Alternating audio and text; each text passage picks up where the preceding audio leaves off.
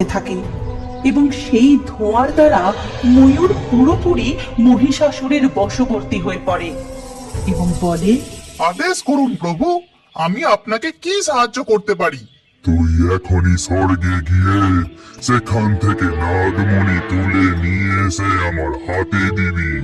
আমি এখন স্বর্গে প্রবেশ করতে পারি না, তাই তুই আমার হয়ে এই কাজ করবি। যথা আজ্ঞা প্রভু।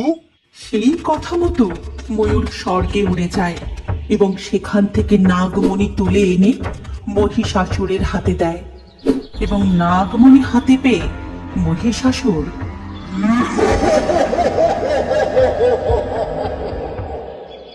জঙ্গল তখন পুজোর আনন্দে মেতে উঠেছে। জঙ্গলের সব পশু পাখিরা তখন পুজোর প্রস্তুতি নিতে ব্যস্ত। কিন্তু ঠিক সেই সময় জঙ্গলের অপর প্রান্তে শুরু হয়েছে এক ভয়ানক তাণ্ডব। ওই দানব আকৃতির অসুর মুখ দিয়ে আগুন বার করে গোটা জঙ্গলকে জ্বালিয়ে দিচ্ছে। হাতের সামনে যাকেই পাচ্ছে তাকেই হত্যা করে চলেছে, আর মুখে ভয়ানক বিশাল গর্জন করতে করতে সে এদিকে এগিয়ে আসছে।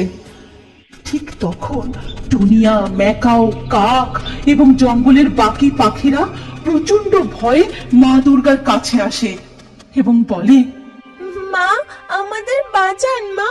এক দানবাকৃতির অসুর আমাদের গোটা জঙ্গলকে জ্বালিয়ে পুড়িয়ে শেষ করে দিচ্ছে।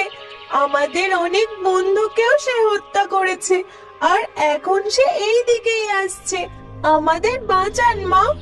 অসুর? কে এই অসুর? আমি তো মহিষাসুরকে বধ করে এসেছি, তবে কি তার রক্ত বীজ থেকে আবার নতুন কোনো অসুর জন্ম নিল? ঠিক তখনই সেখানে সেই দানব প্রবেশ করে এবং সে তার পূর্ণ মহিষাসুরের রূপ ধারণ করে। সমস্ত পশু পাখিরা প্রচন্ড ভয় পেয়ে সেখান থেকে সরে আসে। মহিষাসুর? মহিষাসুর, তুই আবার ফিরে এসেছিস?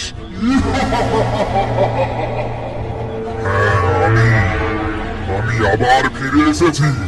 তোর মতো তুচ্ছ নারী কিনা মহিষাসুরের বধ করবে? মহিষাসুরের কথা শুনে মা দুর্গা প্রচন্ড রেগে যান এবং তিনি তার মাতৃরূপ ছেড়ে রণমূর্তি ধারণ করেন। দুষ্ট পাপী, ভুলে যাস না, এই গোটা পৃথিবীতে যতবারই তোর মতো দুষ্টের আবির্ভাব হবে, সেই দুষ্টের দমন করতে আমার মতো আদি শক্তিরও সৃষ্টি হবে। সাহস থাকলে এগিয়ে আয়, এসে যুদ্ধ কর আমার সাথে। এই বলে মা দুর্গা মহিষাসুরকে যুদ্ধের আহ্বান জানান এবং মা দুর্গা ও মহিষাসুরের মধ্যে এক রক্তক্ষয়ী যুদ্ধের সূচনা হয়।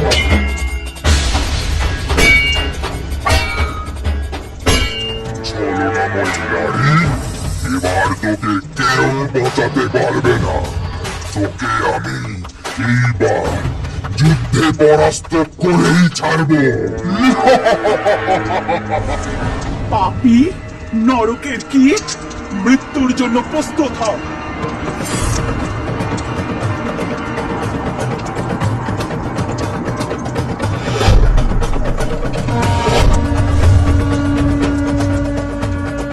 মহিষাসুরকে বধ করার সাথে সাথে তার আত্মা নাগরাজের শরীর ছেড়ে বেরিয়ে যায় এবং নাগরাজ নিজ স্বরূপে ফিরে আসে। তারপর নাগরাজ মা দুর্গার কাছে ক্ষমা চেয়ে বলে, আমাকে ক্ষমা করে দিন মা।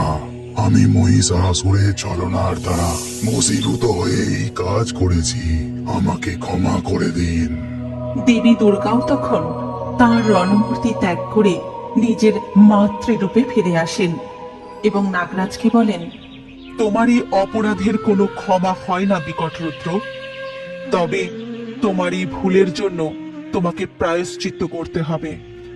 তুমি তোমার নাগমণি তো ফিরে পাবেই না, তার পরিবর্তে আজ থেকে তোমাকে এই জঙ্গলের রক্ষা করতে হবে।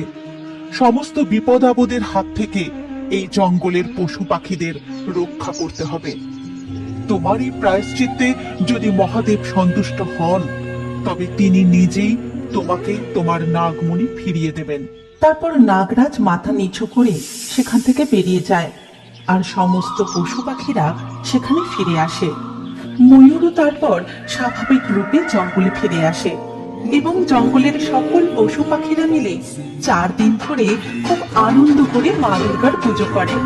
গোটা জঙ্গল আবার উৎসবের আনন্দে মেতে ওঠে। প্রিয়বার্স চ্যানেলের পক্ষ থেকে সকল ছোট্ট বন্ধুদের জানাই শুভ শারদীয়ার প্রীতি, শুভেচ্ছা ও আন্তরিক ভালোবাসা। আজকের এই নতুন অসুরবদের কার্টুন ভিডিওটি তোমাদের কেমন লাগলো তা কমেন্টে জানিও। হ্যাঁ, এমন আরো কার্টুন দেখার জন্য প্রিয়বার্স চ্যানেলটির নাম অবশ্যই মনে রেখো। আর চ্যানেলটি এক্ষুনি সাবস্ক্রাইব করে নাও। এই দুর্গা পূজা সকলের সুস্থতা ও আনন্দের মধ্যে দিয়ে কাটুক। টাটা।